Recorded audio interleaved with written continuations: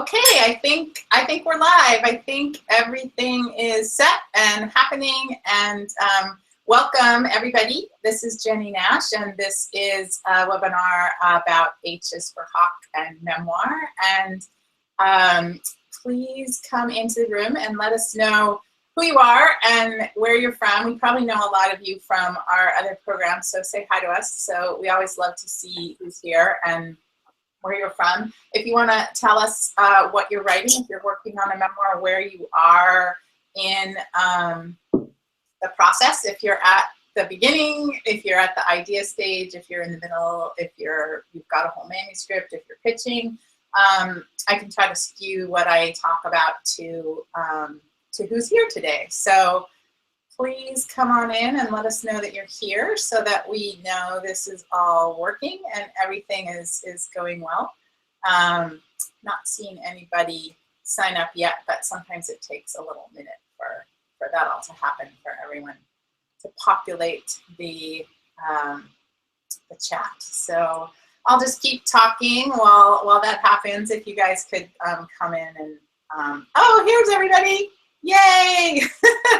Carol and Diana, Madeline, and hi, Lisa, Siniki, and Manette from my neighborhood, and hi, Monica from Tampa, and awesome.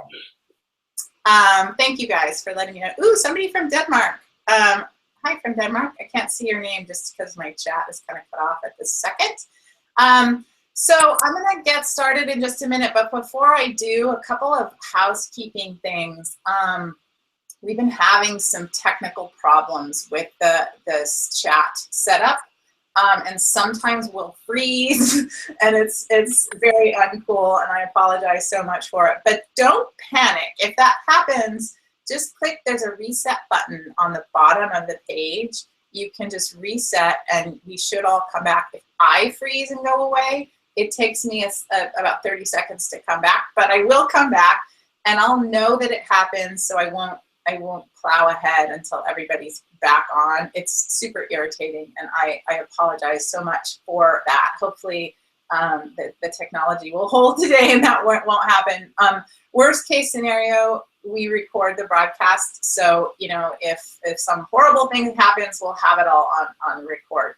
But I hope that doesn't happen, because I would like at the end for you guys to have a chance to ask questions about your work or memoir or anything. So hi, Linda from Napa, and Barbara from Italy, and we got people from Ann Arbor, where it must be really cold.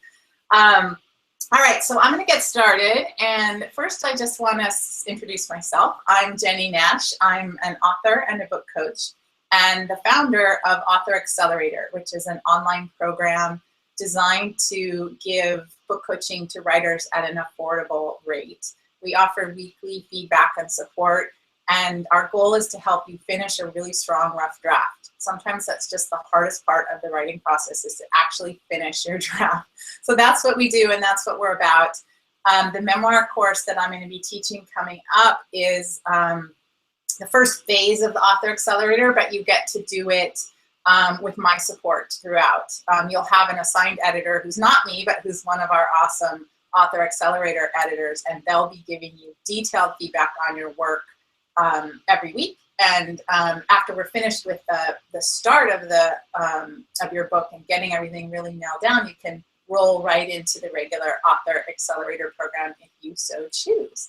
So that's me, and that's what we're here for. Obviously, we're going to be talking about H is for Hawk. I'm also really excited to have with me Kemlo Aki, who is from New Hampshire. There she is. And Kemlo is one of our Author Accelerator editors. She's been with us from the very start. She's awesome.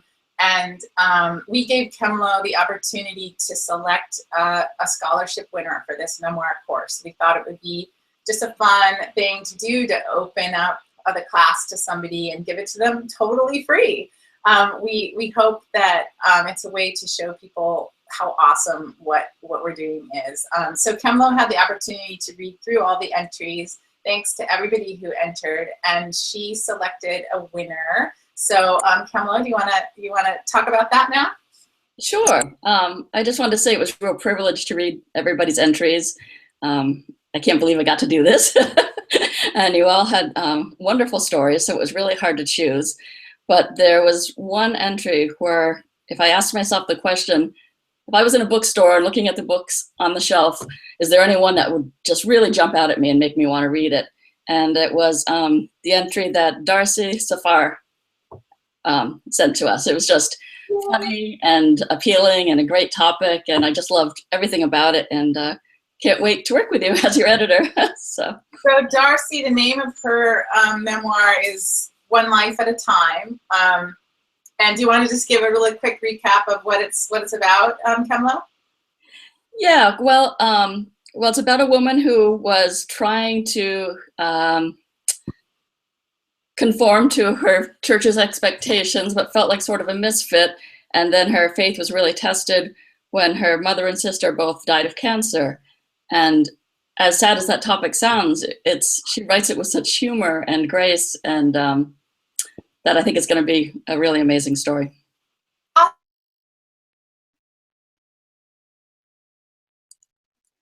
And I just lost you, Jenny.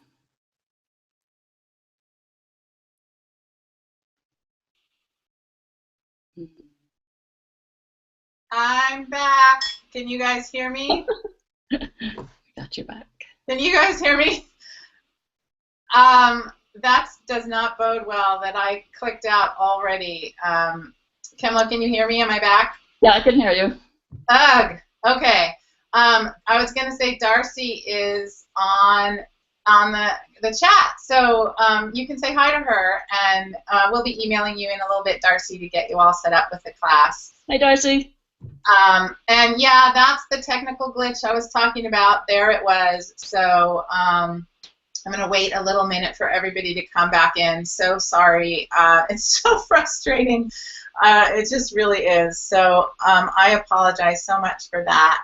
And again, we are just congratulating Darcy, and she's back. It looks like everybody's back. So, oh boy, bear with us on the technology. I do apologize. So what I'm going to do now is, Kemlo, we're going to say goodbye. Hi.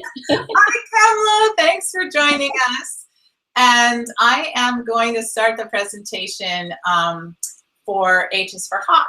And let me just get that up on the screen, and we're going to cross our fingers about the technology so that doesn't happen again. So what I'm going to do is go through this presentation where I'm talking about this book and why it's so amazing. And I'm also going to be talking a little bit about how you can take the lessons from this book and make them your own.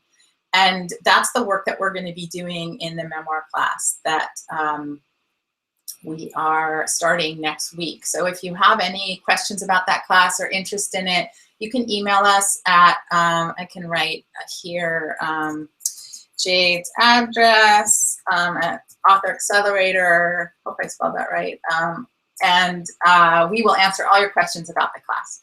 So, okay, so I'm going to just kind of start again to have a clean start because of that tech glitch. So I just want to say hi and welcome to everybody. My name's Jennie Nash. I'm an author and book coach and the founder and chief creative officer of Author Accelerator. And I'm here today to talk about H is for Hawk by Helen Macdonald, this extraordinary novel that has really taken the world by storm because it you know, there's been really nothing like it. It's an extraordinary book. So I'm excited to be here to talk about it and to teach you about it and to teach you about memoir. My goal always is to help people write the best book possible. So this is the cover of H is for Hawk. If you haven't read the book, you certainly will want to check it out. And this book has been on more than 25 best book of the year lists for 2015. These are just some of them that the book landed on those top lists. It's pretty amazing, the breadth of it. I thought it was so interesting that it, oh, I see that I spelled Vanity Fair wrong, that it hit, you know, literary lists as well as, you know, popular entertainment lists. It really covered a broad spectrum. And, you know, people just rave about this book. Everyone from National Geographic and Rick Bass, who is a nature writer himself, all the way to the New York Times. There's raving reviews at The Economist, at birding magazines, really all over the map. It's pretty extraordinary, the degree of love that this book has engendered. So the question is why? Why are people responding so well to this book? Why is it so effective? Why is it working so well? And then the next question is, what can we learn from this book to make our own work better, to make our own memoirs more effective, and try to gain a little bit of the mastery that Helen Macdonald showed in this book. So the first thing to talk about is, in any memoir, in any book, the first thing you've got to ask is, what's your point? Every book makes a point. It absolutely is an argument for something that you believe about the world and about human nature. And you've really got to understand what that is. And if you're new to writing or trying to get your first memoir in order and in place, you've really got to focus on making one point, just one point. It is enough, plenty to do that. Instead of taking on a whole bunch of points, really just know what your one point is. And you really want to say something, again, about human nature and the world, because if you don't, the danger with memoir is that you're just writing about yourself, and that it's going to come across as narrow and, worst case scenario, narcissistic, and nobody wants that. That is not anybody's intention when they set out to write a book. We want to say something universal. We want to capture all readers, not all readers, but capture our ideal readers' imagination and attention, and we do that by making a point. So what point did Helen Macdonald make? Well, in some of her discussion about her own book, this is what she says: you can't tame grief, but you can tame a hawk. Now, this is a beautiful, evocative, very specific point that she makes. And if you're starting your memoir, odds are very good that your point is not going to be this good. Usually when people identify the point of their book at the start, it sounds like a cliche. It sounds very vague, very general. Something like, it's better to have loved and lost than never to have loved at all. And it's fine to start there. It's absolutely great, in fact, to start there, because the point and your story get specific as you drill down into it. But you've got to start with something. You've got to start with some kind of point that you intend to make. And this was hers. It's, like I said before, it's a simple point, but it's just beautifully evocative. The idea that grief is a wild thing, and then she juxtaposes that against another wild thing, which is a hawk, and this very particular concept that you can train a hawk. People have been training hawks for as long as recorded history. It's something that humans have done. Not a lot of humans. It's not a super popular thing. I personally don't know anybody who's ever trained a hawk. I know people who have birds, but they just are birds in a cage in their house. So this is a very specific concept, but it's you can see how powerful and beautiful it is to tie those two things together. So the next thing you want to ask, once you know what your point is where's your book going to sit on the bookstore shelf? You've really got to know, if you're writing to capture the attention of readers, if that is your goal, you've got to know how books are sold in the world. You've got to know your market. You've got to know what it's like out there, what the competition is, where your book might be. And again, as with the point, you've got to pick one place on the bookstore shelf where your book is going to sit. When the buyers talk to publishers about upcoming books on upcoming lists, they talk very specifically in genre and subgenre and they know where the book is going to sit. So you've got to know as well. It's just a critically important thing to understand about your book, and to know, where it's going to end up. So the interesting thing about H is for Hawk is that this book sits on the shelf in 3 different places. It's a book about grief, it's a book about nature, and it's also in many ways a biography of White, the author of The Boy Who Would Be King and The Sword and the Stone, T.H. White. And that is a very distinct part of H is for Hawk, is those 3 things. So one thing to caution you against is that Helen Macdonald is a master. And the fact that she was able to take these 3 totally different topics and weave them together into one seamless and beautifully wrought book is not something that I would suggest that any of us attempt. There's people out there who have native genius in writing. There's different skills in writing, right? There's conceiving of the book, there's executing the book, there's marketing the book. There's a million different skills that you need to write a good book. But this kind of structuring, this is a genius thing that she did. She is a native genius in this way. And she knew very deliberately what she was doing. And I want to read to you a passage that I found that she said about it, because it speaks to the complexity that she was working with.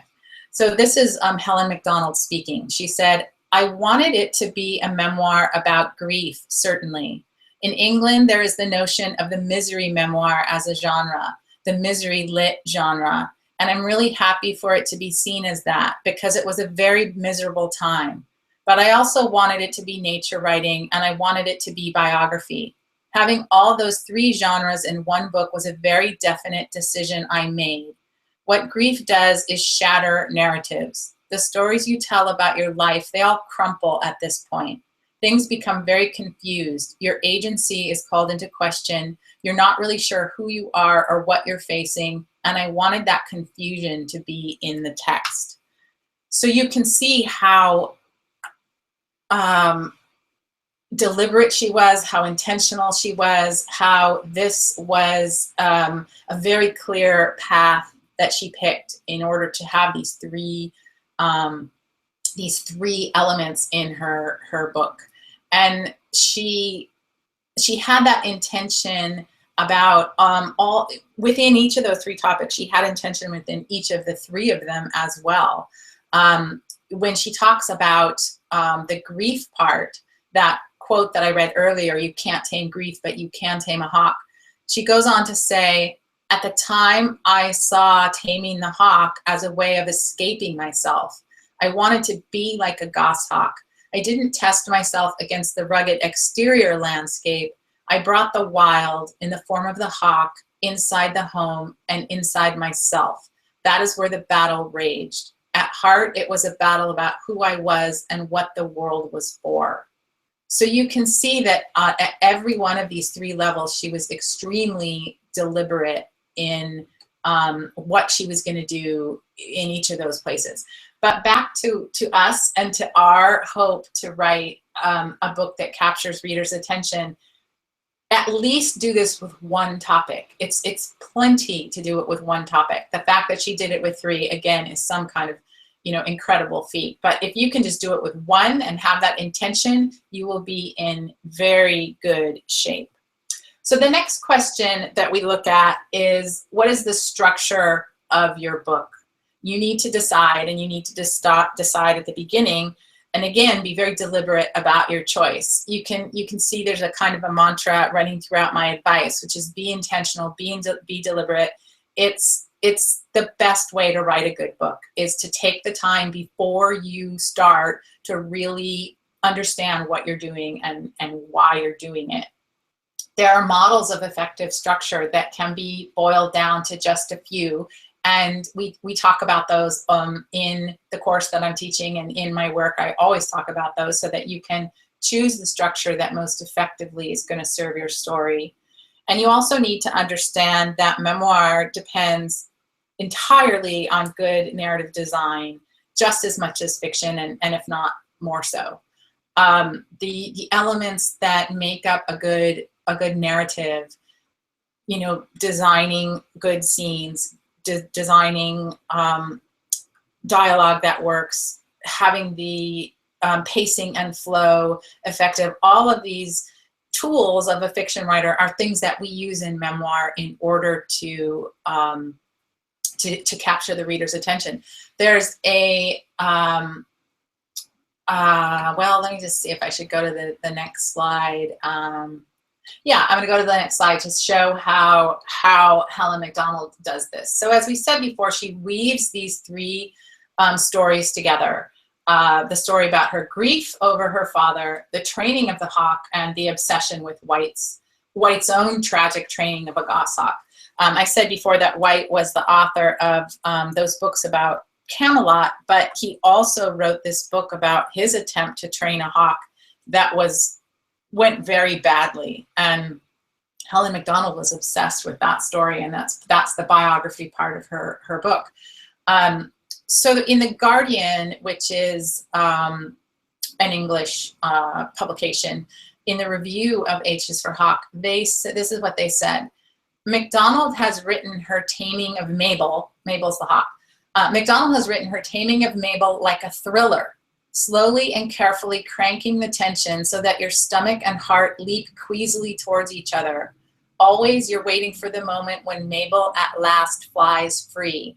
Will she return safely to Macdonald's fist, or is her owner doomed to spend a long night beneath a tree, listening desperately for the sound of her bells? So that reviewer saw very clearly the fictional element that this narrative had, that it's structured like a thriller. It unfolds in that way, and it actually has the same sort of violent and dark and bloody undertones as a thriller. And again, that's a very deliberate choice that Helen Macdonald, made, and her very deliberate choice to weave those three stories together. So after you choose your structure, the next thing that you have to be aware of is, where does your narrator stand in time? This is a very tricky thing that a lot of memoir writers and a lot of writers in general never quite make conscious, and oftentimes they make a lot of mistakes as a result. So what do I mean by that? What I mean by that in memoir is that in a memoir, you are the protagonist. You are the character that we are following, whose skin we want to be in, whose mind we want to be in. You're the person, you're our avatar. The reader gets inside of you and follows what you see and what you feel and how you make meaning of things. So in a memoir, you are the protagonist 100%. A memoir is a story told by that experience, and you're the character, you're the protagonist. You're also in a memoir the narrator, and the narrator, who's you, may very well be different from the protagonist, who is you. You, the narrator, are standing in a very specific place in time. You could be standing in the story as it's unfolding. So if you sort of picture a story like a river, you could be standing in the river while it's flowing along, walking along with the flow of the water, telling the story as it goes. You, the narrator, might also be stepping out of the river and standing on the bank at a particular place in time, and that's the key, a particular place in time, to be narrating the story of that character who is you. So where you step out of that flow of the river and narrate that story is a really important choice, because if you're talking about if you're writing a memoir about a time when you were 12, are you 14 when you're telling it? Are you 23? Are you 35? Are you 75? How much life have you lived and how much do you know? That is a finite thing for the narrator. The narrator is different from you, the author. You, the author, that's a whole person who's lived a whole life, who may have knowledge beyond what the narrator does. Because let's say that you're 75 years old. Let's say you're writing a memoir about the time you were 12. You may choose to have the narrator be when you're 35. So all the years between 35 and 50 is knowledge your narrator would not have. So you need to separate out these three strands of understanding so that you can be extremely clear about the story that you're telling. So Helen McDonald, this is what she says about her choice. She says, the narrator of the book, the woman that was me, is not very clear-sighted for much of the time. She doesn't understand a lot of things. As the book goes on, she works things out slowly. By the end of the book, she reaches new conclusions about our place in the world and our relationship to the wild that I still hold. I tried to capture that sense that I was working things out in the narrative. So you can see here that she demonstrates exactly what I'm talking about. She says, the narrator of the book, the woman that was me. So she's talking there about the narrator and the protagonist. That was me, and she's clearly indicating that it is no longer her. This woman who was the protagonist of the book didn't understand a lot of things, right? There's that. But she's working things out slowly as the book unfolds. So she's gaining knowledge as the book unfolds. And then here, when she says, there's things about the wild, beliefs about the wild that I still hold, what she's saying is that the author is not the narrator, is not the protagonist. So her understanding of who was narrating this book and how and why was exceptionally clear-sighted, and yours needs to be as well. The next thing to talk about when writing your own memoir is you've got to give yourself permission to tell your story. If you don't do this, nobody else can. Very oftentimes, writers, especially of memoir, are looking for some sort of validation, or, permission is the best word. They're looking for it from outside themselves. They want somebody else to come in and give them permission that it's okay to write this story, that it's okay to tell this story, that they can heed this call that they feel to tell this story. And the truth is that, a book coach can support you and encourage you and hold your hand and all those things, but we can't give you permission. It's just not something that anybody can do except for you. And you have the absolute right to tell your story. And if you commit to telling your story, if you commit to telling these truths, you also have an obligation to go deep and to be as real as you possibly can, because nobody wants to read a story from a stingy author. That stinginess, and I mean that by emotionally stingy, is the biggest roadblock, especially to memoir. If you've got a story to tell and you feel a yearning to tell it, you feel called to tell it, and you don't really go all the way, the reader's going to know, and the reader's going to hold it against you, and they're not going to be happy. What we respond to, the reason this book has resonated so incredibly deeply with so many people across so many audiences, is because Helen McDonald was so deeply generous in sharing her grief and in sharing her emotion and in sharing her spirit. And it was not gratuitous in any way, like, I shall now bare my soul for you.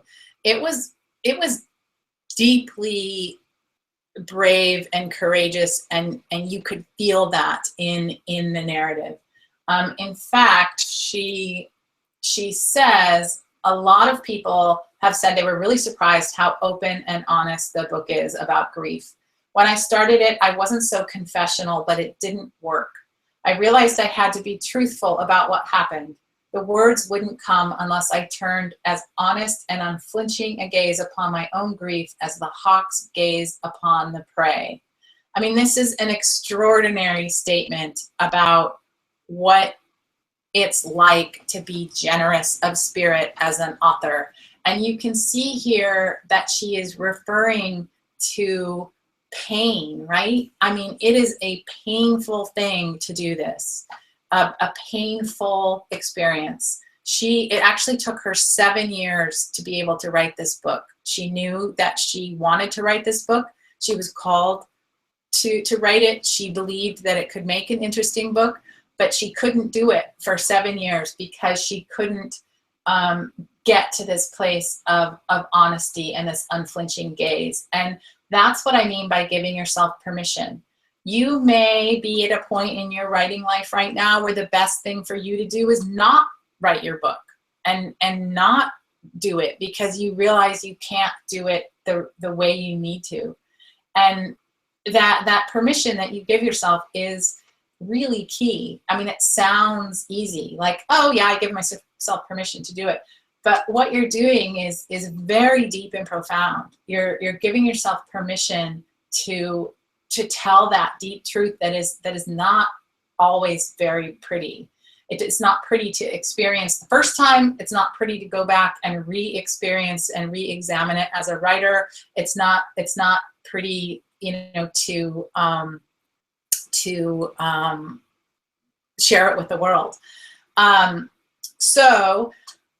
Somebody's asking if you can ask questions now. You can certainly try, and if I think it's good to answer the question, I can do that, but certainly I will answer them at the end. So that's the thing you absolutely need to do, is give yourself permission. So the next thing to think about is, where does your story begin?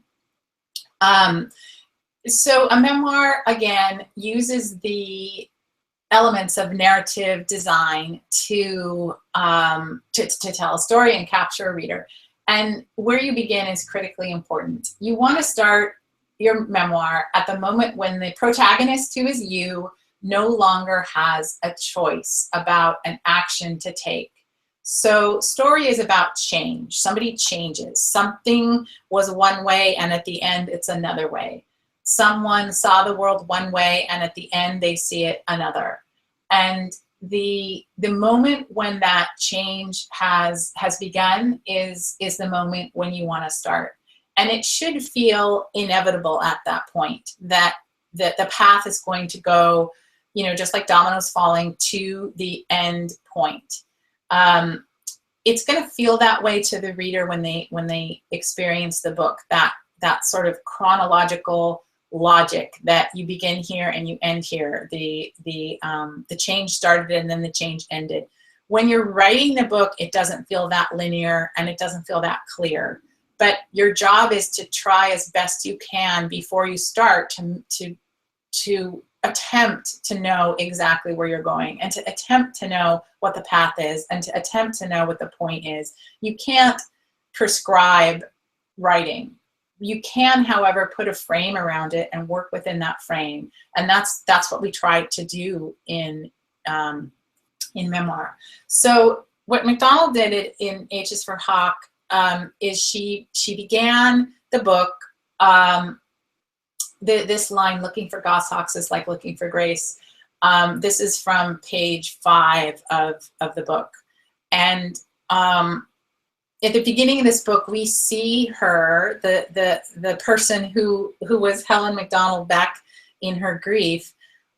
She wakes up in the morning and she's heading out to Breckland, which is a kind of a park area in her neck of the woods.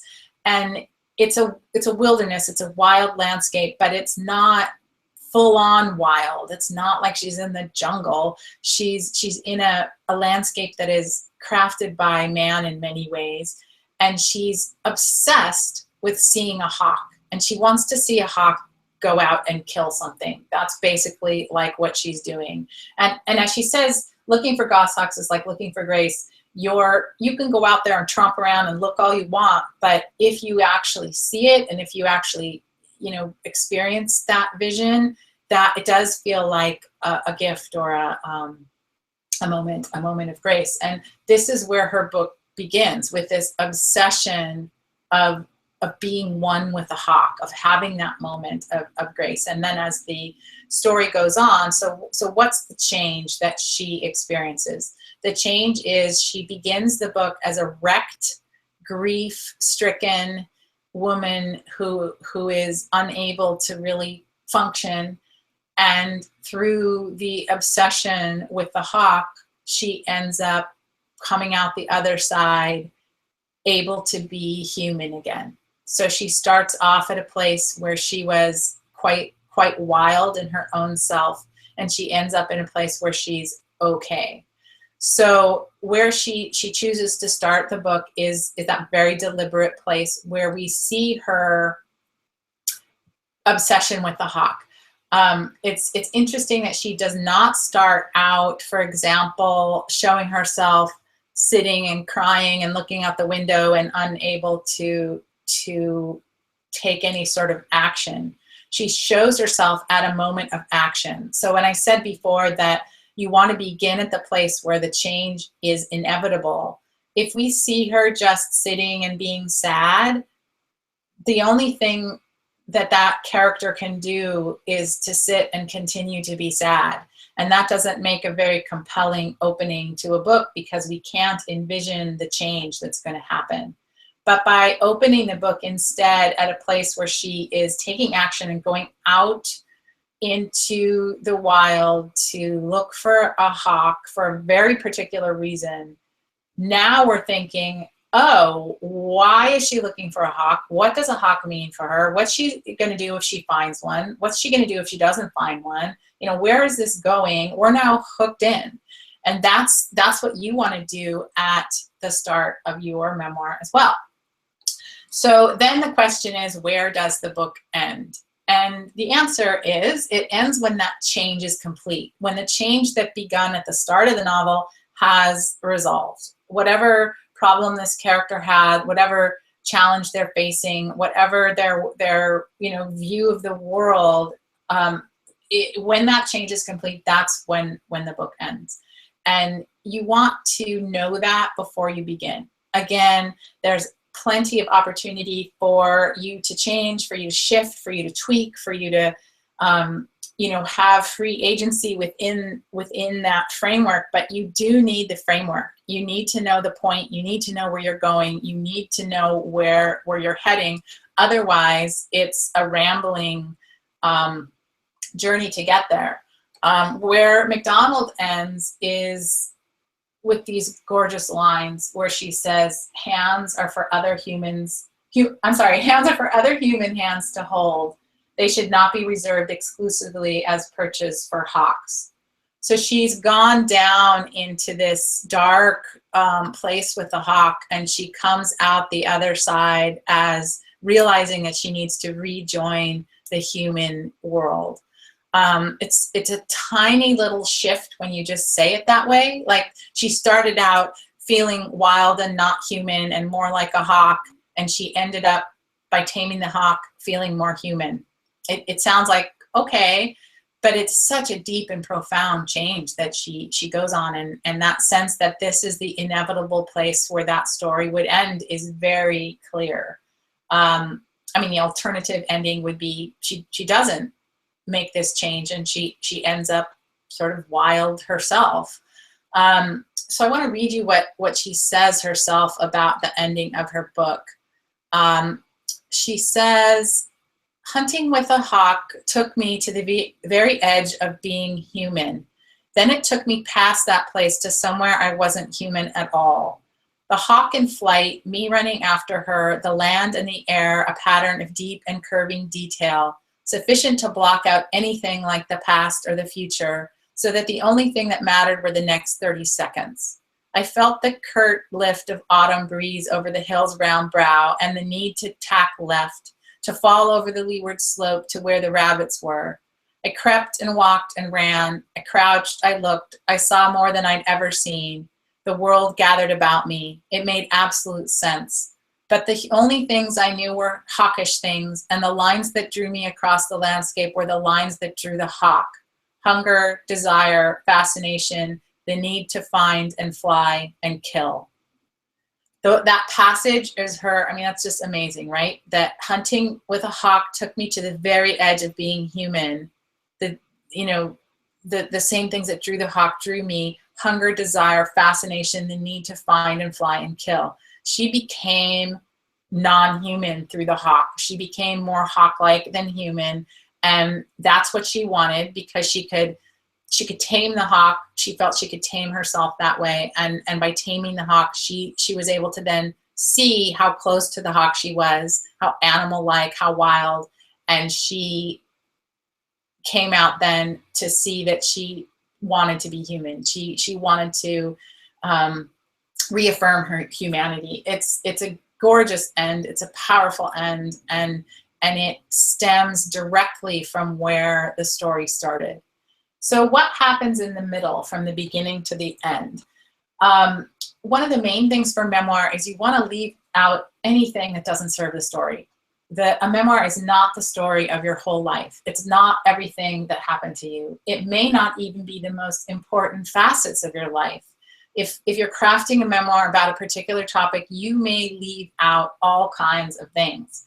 MacDonald leaves out almost everything about her job. We have a very little sense of her life as a scholar. I mean, I would say, if I had to guess, it's a total in, let's see how long this book is. I've got it right in front of me. It's almost 300 pages long. I'm going to guess that she spends a total of about 10 pages talking about her job. At one point, we realize she's about to lose a job, or she's going to need another project. That comes up at one time, but we barely know what she does. We barely know where she does it. She talks a little bit about her love life, the fact that she had an affair with she calls it an inappropriate affair right after her father died, as a way to try to feel better. We know that she is alone, and that is a choice, a deliberate choice.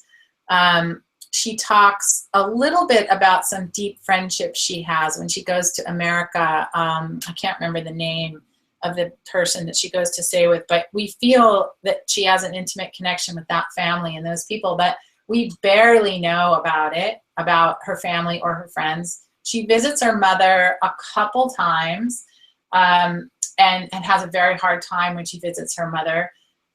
And we hear about the father, of course, from time to time, and his obsession with airplanes, for example, how they shared this love of birds when she was a child. A lot about the father. But in terms of these other things, other family, other friends, other loves, her job, we barely get anything. We know that she's trained other hawks. Obviously, she's good at this. She's a master. We get that. We know that. But we don't see that. She doesn't tell us very often about those other hawks. I don't think she ever names one of the other hawks that she trained. So there is a lot that she leaves out of this story. This rich and deep and resonant story is about her grief. It is about this hawk, and it's not about a whole lot of other things. And if you look at all of the best memoirs, that tends to be exceptionally true. They're very narrow in scope. One of my favorite memoirs is by Darren Strauss. It's called Half a Life. I'll write that up here so you can see the title of that and the author's name. And this is a memoir about a man who accidentally killed a girl in his high school class right before they were to graduate. They were 18 years old, and he hit her with his car. She was on a bike. It was this tragic, terrible, horrible moment that colored the whole rest of his life. And he's writing the book from 18 years after the accident. So what we talked about before, where the narrator stands in time, is he made a very deliberate choice to stand 18 years after that accident. And The same thing in that book. We barely know as an adult what Strauss does for his work. We barely know about his family. We barely know about anything but what pertains to this particular topic. That tends to be what excellent memoirs do. So what's the next thing that MacDonald did beautifully?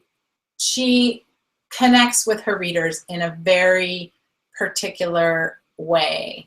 She knows who they are, she knows what they want, she knows why they might care, and she has a plan for how to connect with them. It's a very, again, I keep using this word, but it's a very deliberate thing that she has done. She began by being very clear that people in grief were her audience. She wanted to understand grief. She wanted to talk about grief. She wanted to do that. She was nervous all along about what other falconers would think.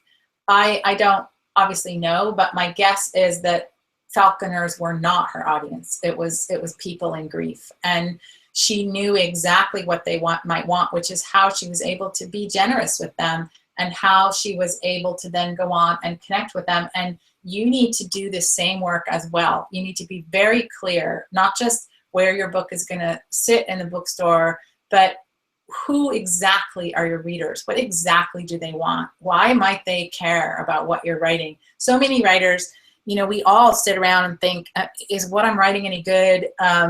Is anybody going to care? That's a drumbeat of doubt in every writer's head. And I say you have to lean into that and face that and decide that. Why would they care? What do you have to say that would be useful to them? What really do you know that they want? How can you be generous and how can you connect with them?